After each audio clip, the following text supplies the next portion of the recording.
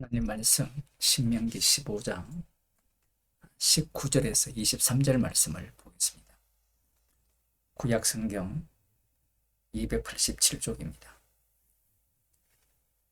너의 우양의 처음 난 수컷은 구별하여 내 하나님 여호와께 드릴 것이니 내 소의 첫 새끼는 부리지 말고 내 양의 첫 새끼의 털은 깎지 말고 너와 네 가족이 매년에 여호와의 택하신 곳 내 하나님 여호와 앞에서 먹을지니라. 그러나 그 짐승이 흠이 있어서 절거나 눈이 멀었거나 무슨 흠이 있든지 내 하나님 여호와께 잡아들이지 못할지니 내 성중에서 먹되 부정한 자나 정한 자가 다 같이 먹기를 노루와 사슴을 먹은 같이 할 것이요 오직 피는 먹지 말고 물같이 땅에 쏟을지니라.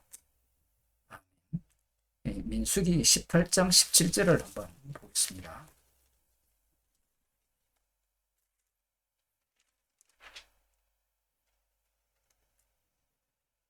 오직 소의 처음 난 것이나 양의 처음 난 것이나 염소의 처음 난 것은 속하지 말지니 그것들은 거룩한즉 그 피는 단에 뿌리고 그 기름은 불살라 여호와께 향기로운 화제로 드릴 것이며 그 고기는 네게 돌릴지니 흔든 갓성과 우편 넓적다리 같이 네게 돌릴 것이니라.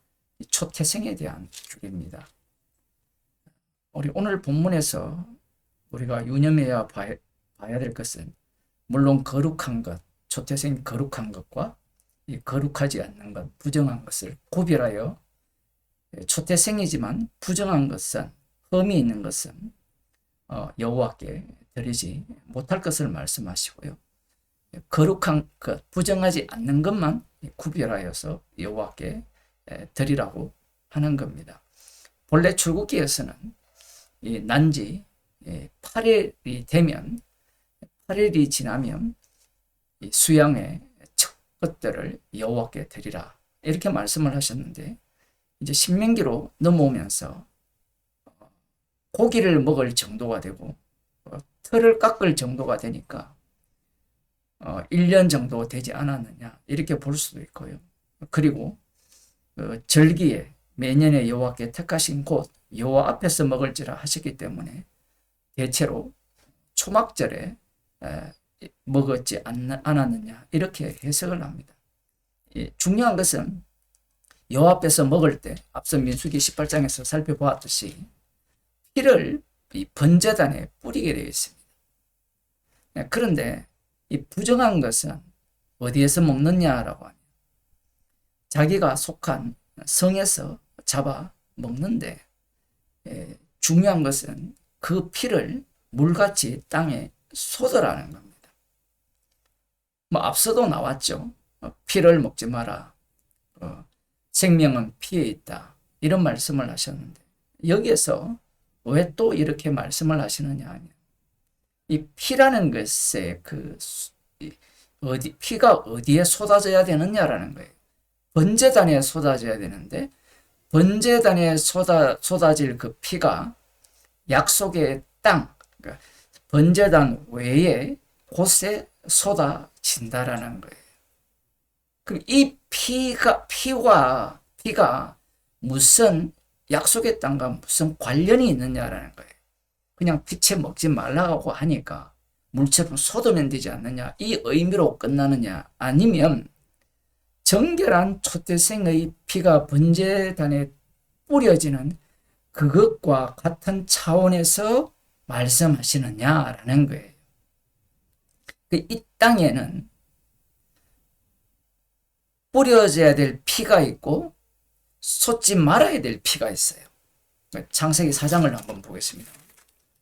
말씀이 조금 어려워질 수 있는데 이 가인이 아벨을 죽였을 때 여호와께서 가인에게 이렇게 말씀하시죠. 아우 아벨이 어디 있느냐. 가인이 가로되 내가 알지 못하나이다. 10절에 가라사대 네가 무엇을 하였느냐. 네 아우의 핏소리가 땅에서부터 내게 호소하느니라. 땅이 그 입을 벌려 네 손에서부터 내 아우의 피를 받았은즉 네가 땅에서 저주를 받으리라. 이 땅에 하나님께서 받으신 아벨의 피가 뿌려졌을 때 이 땅은 저주의 땅이 돼요. 모든 땅이 저주의 땅이 된 겁니다. 그런데 약속의 땅에 들어가면 이 땅에는 어떤 피가 뿌려져야 되느냐라는 거예요. 번제단에 뿌려지는 피는 초태생의 피고, 약속의 땅에는 이 부정한 짐승의 피가 물처럼 쏟아져야 된다라는 거예요. 부정하니까 내 맘대로 먹어서 내 배를 배불린다, 이 차원에서 끝나는 것이 아니라 이 땅 자체가 정결한 짐승의 피로 인하여서 돌아가는 약속의 땅이라는 거예요. 그러면 우리는 또 시비를 걸잖아요. 부정한 짐승의 피가 어떻게 희생물의 피가 되느냐, 이런 논리를 가져오거든. 그러면 간단하게 제사장이 부정하잖아요. 부정한데 희생물을 통하여서 정결케 되는 거예요. 제사법이 있고 성막이 있다는 것은 부정한 자가 성전에서 제물을 드리고 그곳에서 먹는다라는 거예요. 피능력이 작동하는 땅이 약속의 땅이라는 겁니다. 그러면 이 땅에는 어떤 피가 흘려지면 안 되느냐라는 거예요. 그 내용이 이제 예수님께서 이렇게 말씀합니다. 마태복음 23장 35절을 한번 보겠습니다.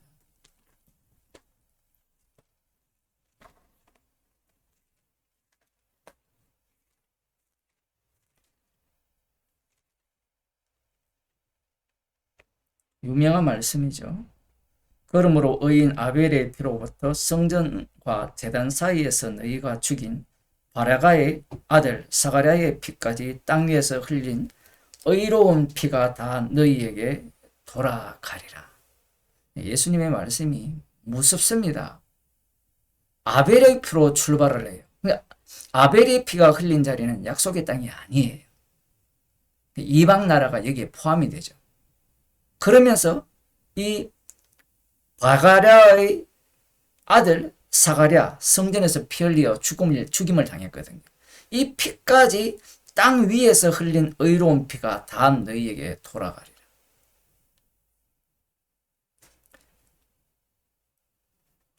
부정한 짐승을 먹고 땅에 물처럼 쏟으면 속긴 쏟아요. 물론 지킵니다. 나중에 이것도 다 바꿉니다. 하나님께는 부정한 것 드리고요, 흠 있는 걸 드립니다. 말라기에 보면 자기들은 좋은 걸 다 먹고요. 그러한 어떤 모습을 포로에서 돌아와도 그런 짓을 하고 돌아가기 전에도 그런 짓을 하는데, 이 시간이 흐르면서 이들이 누구의 피를 이 땅에 약속의 땅에 흘리느냐 하면 하나님이 보내신 선지자들의 피를 흘려요. 놀라운 것은 성전에서 흘려야 되는 피는 제물의 피예요. 그런데 이 선지자 제사장 계열이죠. 이 사가랴의 피를 흘려버립니다. 물론 하나님께서는 이 피를 나중에 예수님의 피와 연결시켜서 속죄물을 증거하는 피로 사용을 해요. 이 중요한 것은 이 피가 약속의 땅에서 흘려졌다라는 거예요. 이렇게 되면 이 피로 인하여서 약속의 땅은 더 이상 약속의 땅이 아니라는 겁니다. 이곳에서 누구의 피가 흘려집니까? 예수님의 피가 흘려지죠. 예수님의 피가 흘려짐으로 말미암아 예수님의 나라는 이 세상에 속하지 않았다라고 말씀하시면서 약속의 땅이 이 땅에서 철수해버립니다. 그리스도 안으로 바뀌어버리는 거예요. 그래서 십자가의 피가 자랑되어지는 그곳이 약속의 땅이 되고 성령 안이 되고요. 그곳이 이 주님이, 피 흘리신 주님이 주로서 행사하는 곳이 되는 겁니다. 그래서 사도행전을 보게 되면 십자가 사건이 계속해서 반복이 돼요. 그 반복되는 그 모습 속에서 이 땅에서의 하나님 나라가 아니라 이 땅으로부터 핍박을 받는, 이 땅이 주님이 나라가 아님을 계속해서 증거하는 그런 모습으로 하나님의 나라가 드러나고 전파된다라는 사실입니다. 결국 이 하나님 나라는 어린 양의 피가 작동하는 나라고 그 피능력이 작동하는 나라예요. 그래서 지옥조차도 이 피능력이 미치는 곳이에요. 천국의 일부분이 지옥이 되는 겁니다. 그래서 마태복음에서 천국 비유를 말씀하실 때 계속해서 십자가에서 다 이루심의 그 현장의 모습으로서의 천국을 말씀하시는 겁니다. 기도하겠습니다. 하나님 아버지, 피가 어떠한 기능을 하는지를 말씀을 통하여 들려주셨습니다.